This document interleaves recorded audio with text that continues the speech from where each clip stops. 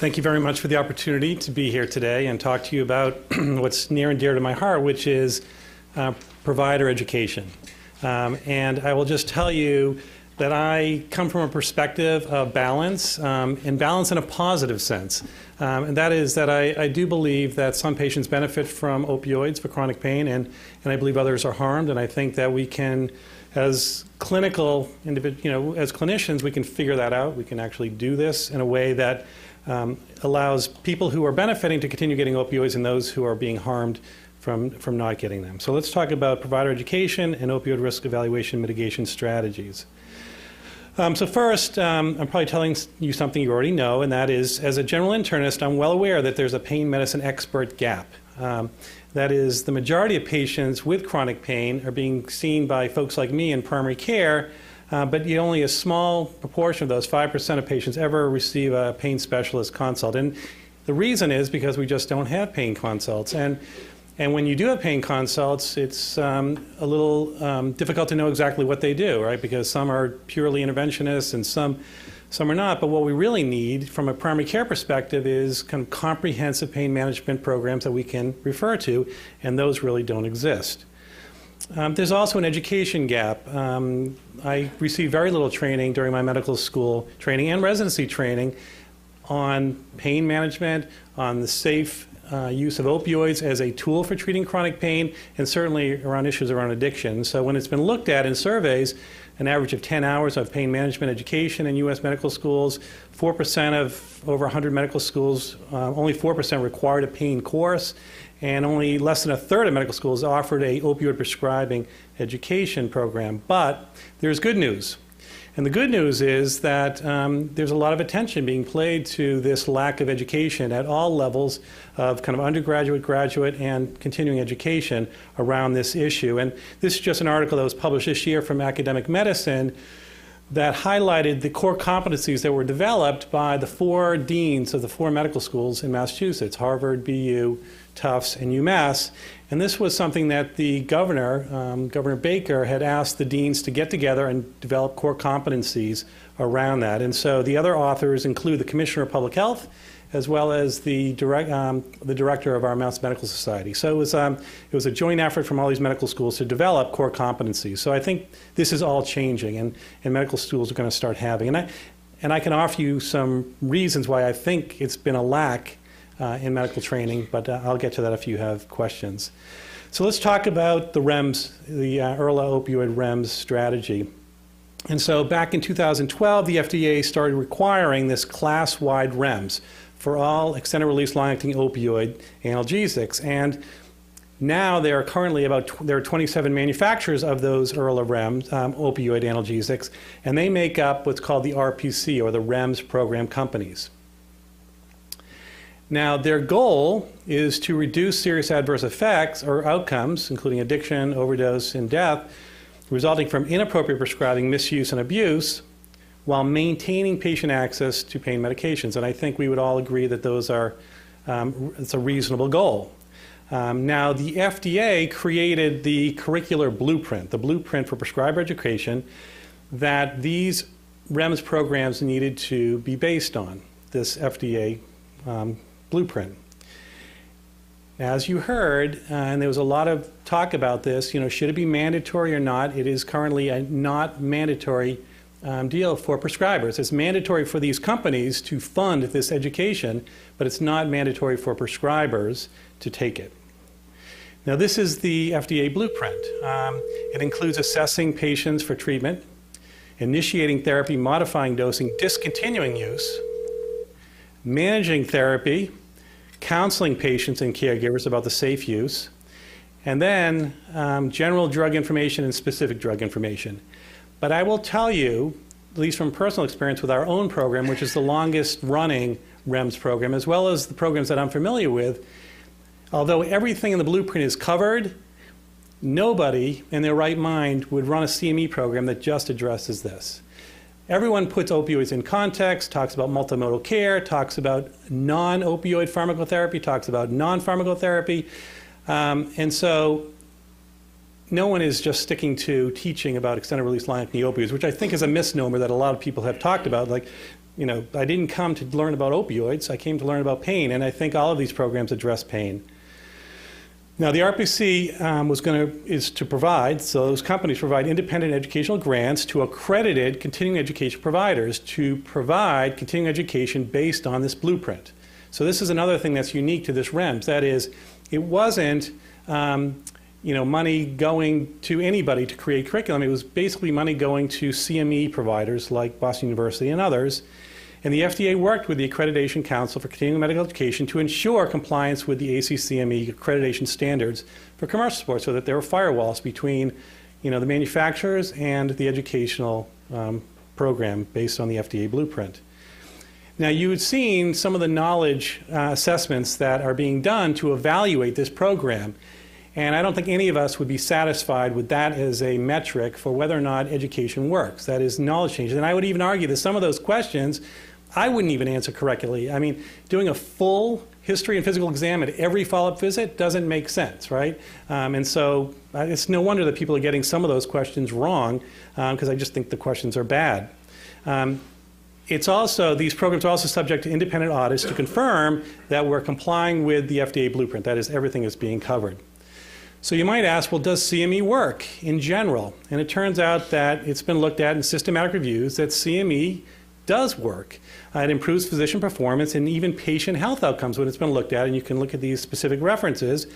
There's more reliable positive impact on physician performance than patient health outcomes, which makes sense, but there are some patient health outcomes. And there are certain types of CME that are better than others. And again, this is not rocket science, that greater improvements in both outcomes. If the program is more interactive, uses more methods, includes multiple exposures, is longer, focused, and so forth. And so, basically complying with adult learning principles is really what they're saying. So what are the performance goals that the FDA has told the REMS program companies that they need to achieve? Well, first of all, they need to achieve that there was a first training by March 2013, which there was, which turned out to be our program. But then following that, they wanted 25% of the estimated 320,000 extended release long-acting opioid prescribers in the U.S. to be trained by February 2015, 50% trained by February of 2016, and 60%, or 192,000, trained by February of 2017. So those were the milestones, the metrics that the FDA told these REMS program companies they should achieve. And by the way, again, so these are people who, the denominator are people who have prescribed an extended release long-acting opioid in the past year. That's what's the denominator. So what are some of the activities? Well, the grand total of activities since its beginning in 2013 is almost 700. And there is mostly live courses, but there are lots of enduring internet online programs, as well as a few performance improvement activities. So this is kind of a spectrum of different activities that grantees from these REM program companies are doing to get this material out there. In terms of what are the number of participants that have completed the program? Well, as of September 2016, 174,000 people have completed the REMS training.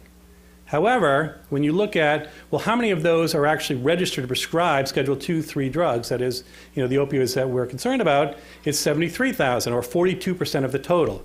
So from my experience, we're training a lot of nurses, we're training pharmacists, we're training psychologists, social workers, so we're training a lot of the whole healthcare team, but they are not counting towards that denominator. And when you look specifically at that denominator, that 320,000, how many of those have we trained? 48,654 total, or 66% of the total 174,000 people that have completely successfully gone through a REMS training.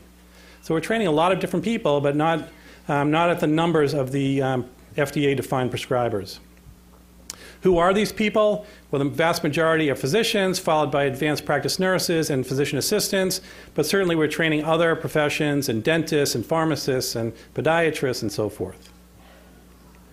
Now, just to talk a little bit about our specific REMS program, which I have the most experience with, obviously. In February of 2013, we developed our REMS program called Safe and Competent Opioid Prescribing Education, or Scope of Pain. And from when we got the grant to currently, we've trained 30,221 individuals. These are all completers. These are not just ERLA prescribers. And when we look at what kind of training they got, the vast majority, 81%, got our online programming. So most people are taking advantage of our online program, which is free. But the next number is 12%, which is the live state-run programs, followed by community trainings. We trained a cohort of train the trainers. We trained a bunch of clinicians to then go out into their communities and their hospitals and do training. So that's the next number, 6%, followed by a monograph, a paper monograph that we created for those people who want to use that. So there was a question about, has it been evaluated? And we evaluated our program and published it in Pain Medicine this year. And I'll talk about it, and there are lots of limitations to this evaluation, as well as, I would say, most educational evaluations, because it's hard to do. And remember, this is a CME program. This is people who are taking this course because they want the CME, not because they're enrolling in an educational study. So we looked at almost 500 of our people who completed who met certain characteristics. That is, okay, they were people who were our primary target group. That is, people who would be prescribing chronic opioid therapy long term. So primary care, rheumatologists, hematologists, oncologists.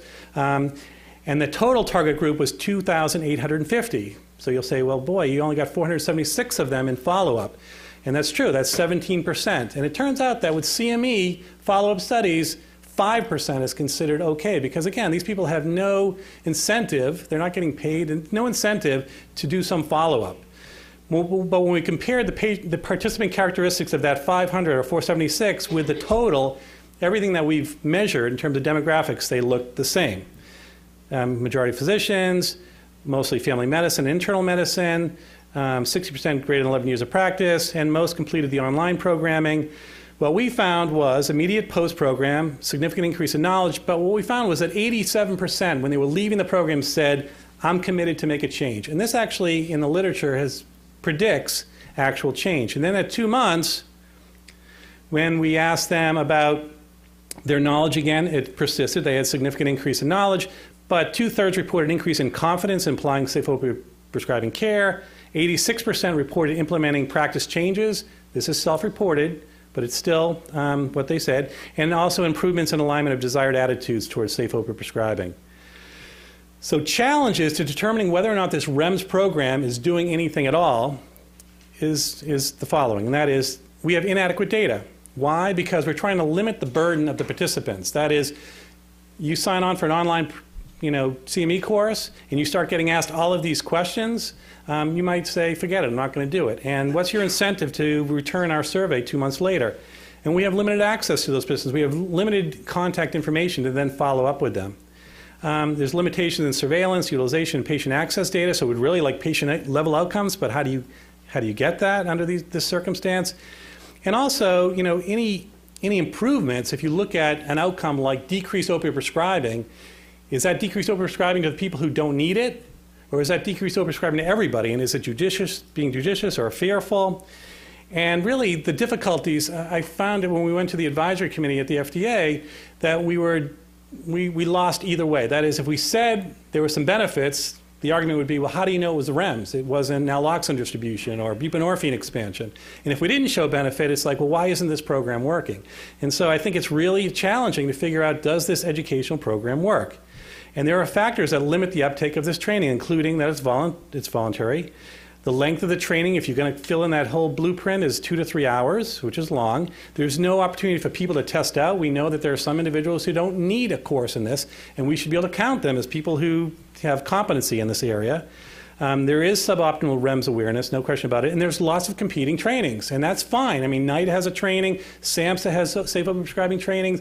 I know the CDC is coming out with a whole bunch of online modules, and that's great, the more people who are trained, but that takes away from our numbers, which looks bad, obviously, but ultimately we want everyone trained, so who cares? Health professional non-prescriber completers, I already told you there's a large number of them, and we think they're an important component of people who are being trained. And the big issues really are, should the REMS be modified? Should the content of the blueprint be expanded, which might be a longer program, which might be problematic?